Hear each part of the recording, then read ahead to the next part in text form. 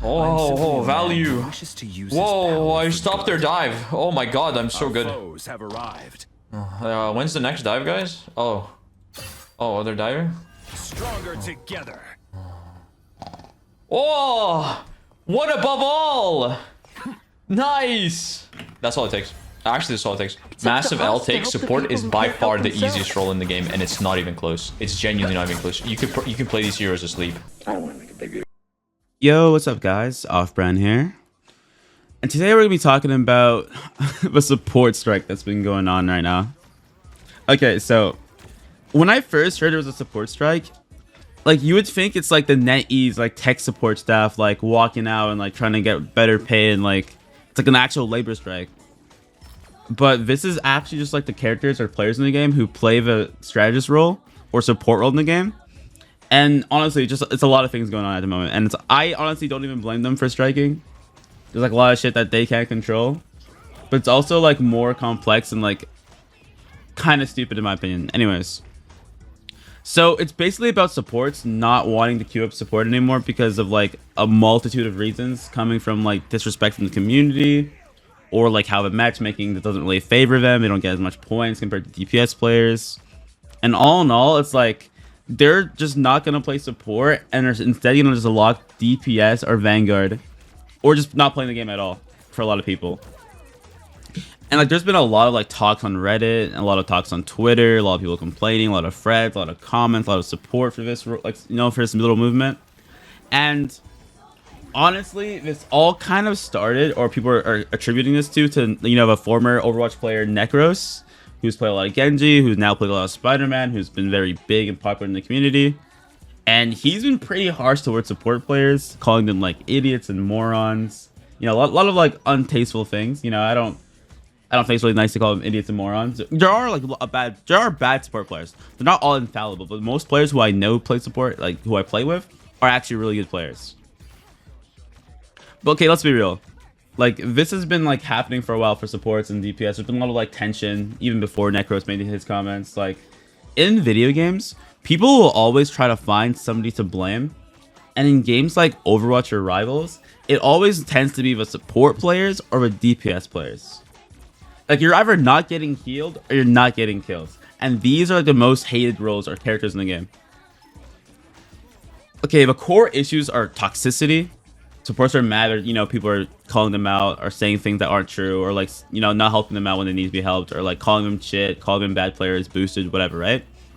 The second point I would say is the dive meta right now is absolutely disgusting. Like, if you play dive and you're playing in this meta in season 2, yeah, you're cooking the supports right now. Like, they're all getting cooked.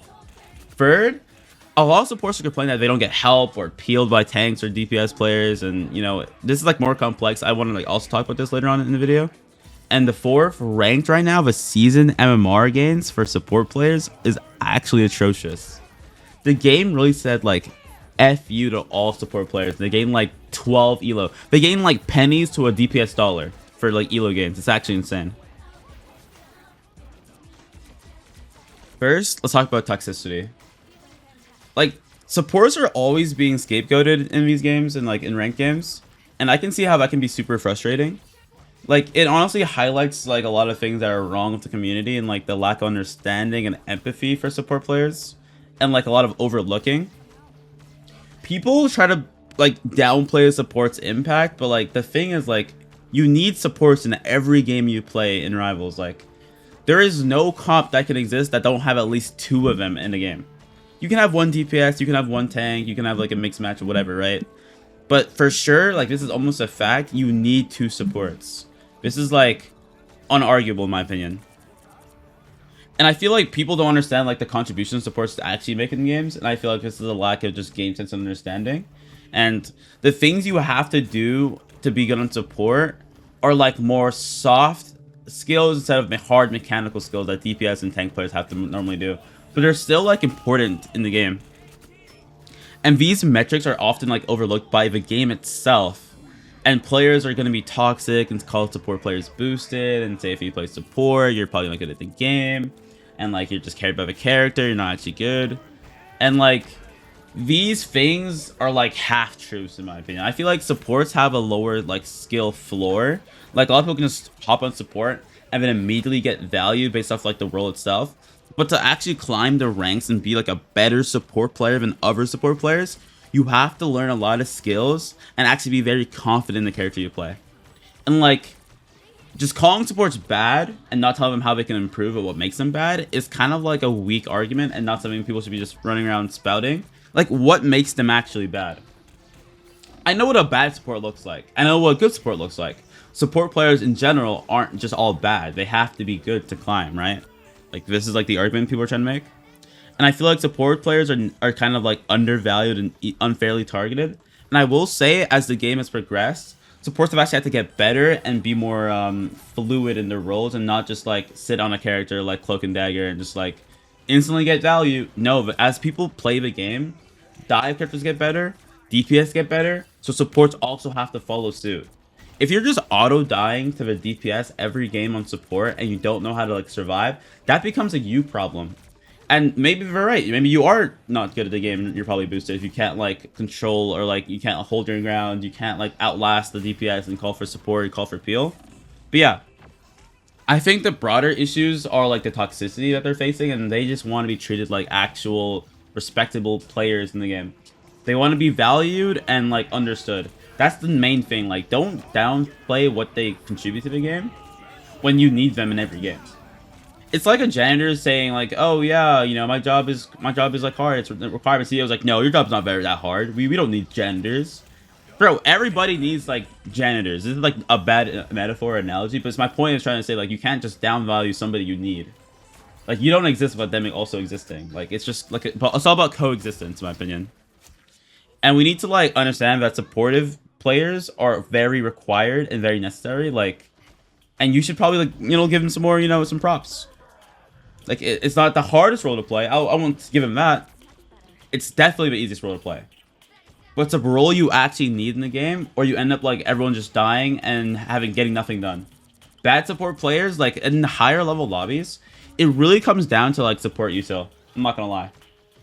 Like, who gets their ults first? Who can like time their ults better? Who can like, you know, counter their DPS ult so you don't all die? Supports are necessary. Like, this isn't even like something I'm gonna argue anymore. It's like we need them as much as they need you. And it's all about like symbiosis, coexistence, being, you know, a good team, functioning as a unit. You don't survive without your medics. I'm sorry. Alright guys, next what I'm going to talk about is the dive meta and how dive has been like insane this season.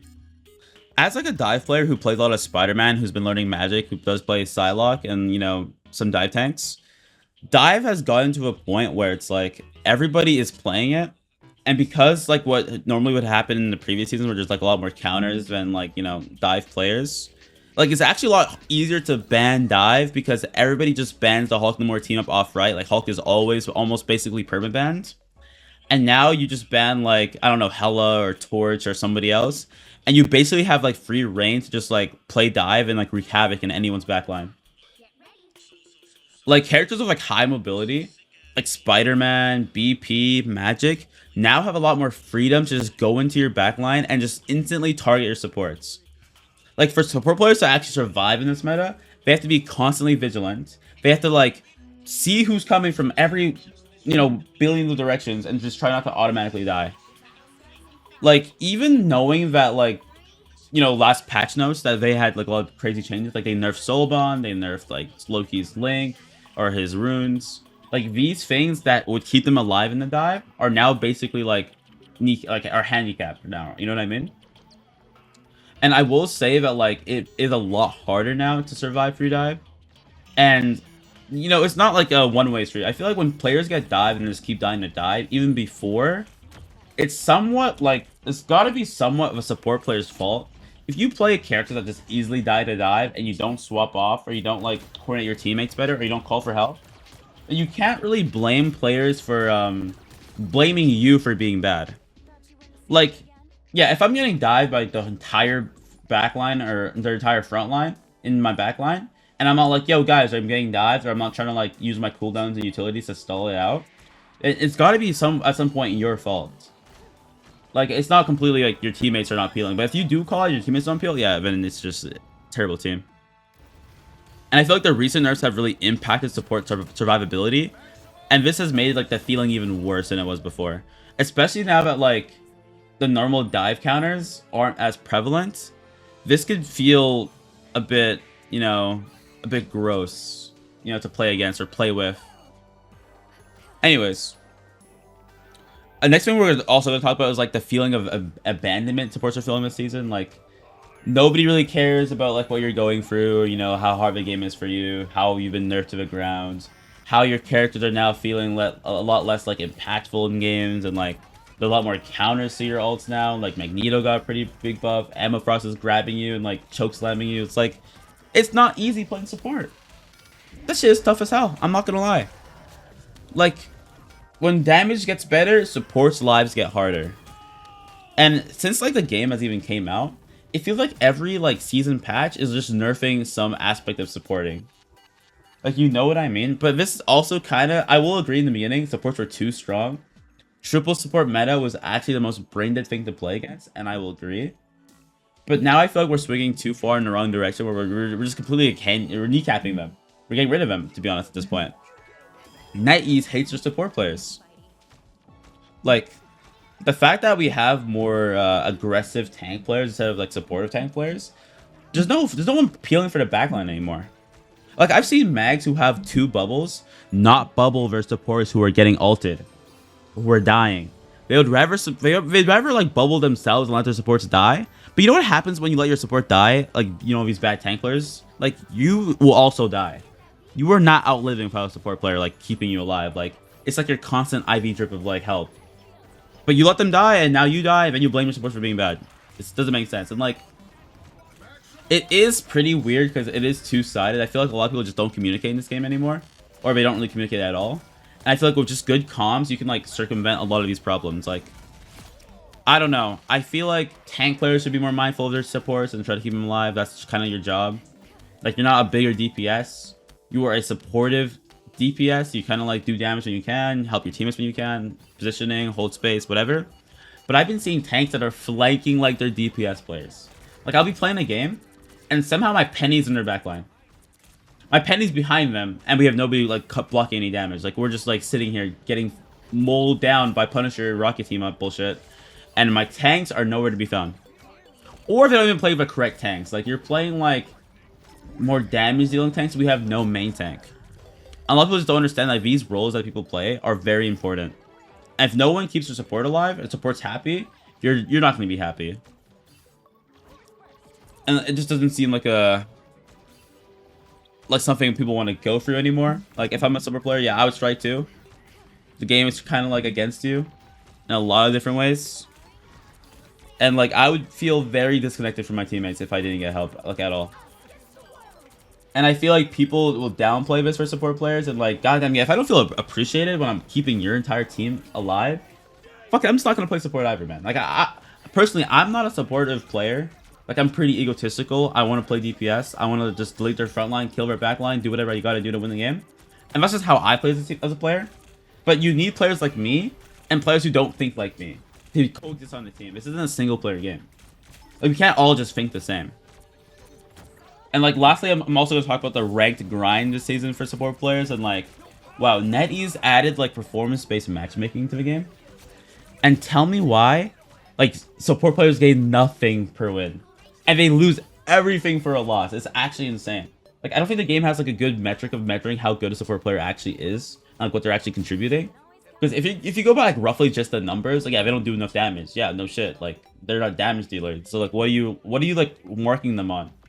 Because it can't be healing most of the time, because they'll still do a lot of healing and still like gain nothing compared to a DPS player who does like the same amount of damage and like, you know, will gain like 30 points per game, like high level points per game.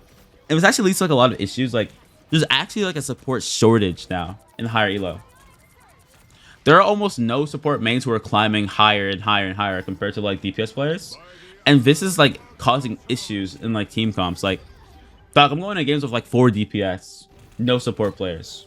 And in the lower elos, they're all support players who don't play DPS. And now you have triple support comps, 4 support comps, because they don't play anything else but support. And I think as a community and as a whole, we need to like, you know, level up our character selection pool or our player pool, because there's no way you're playing the same 4 characters since the game has launched. Pick up somebody new, learn different roles. This isn't a game where you can just sit on one role and expect to never play any different role.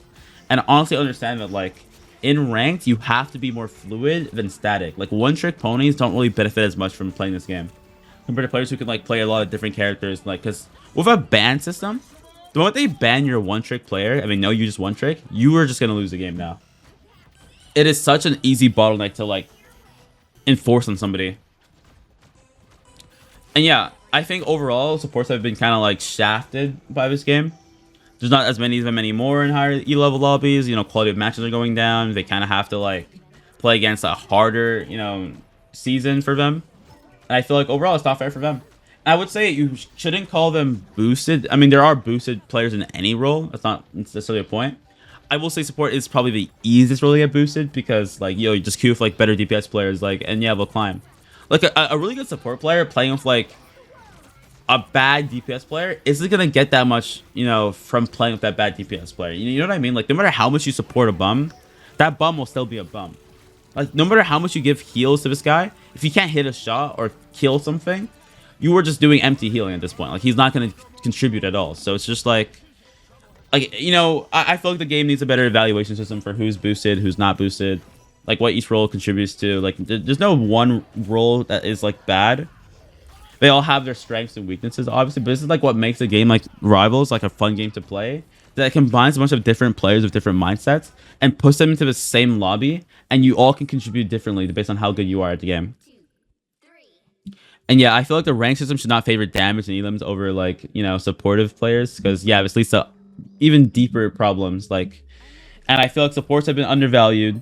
Playing support can feel less rewarding. And I feel like we should call for like more empathy and like care for support players, and try to like see every role as useful and not try to single out any role, because that just leads to like conflict and like, you know, like there's no coexistence when all you do is complain about the other player. You know what I mean? Like, just try to have a more open and balanced worldview on this. Yeah, that's these are my thoughts on like the support strike. I think we should end the strike. We need better support players back in the game. We need you guys. Please come back. But yeah, peace. It was fun.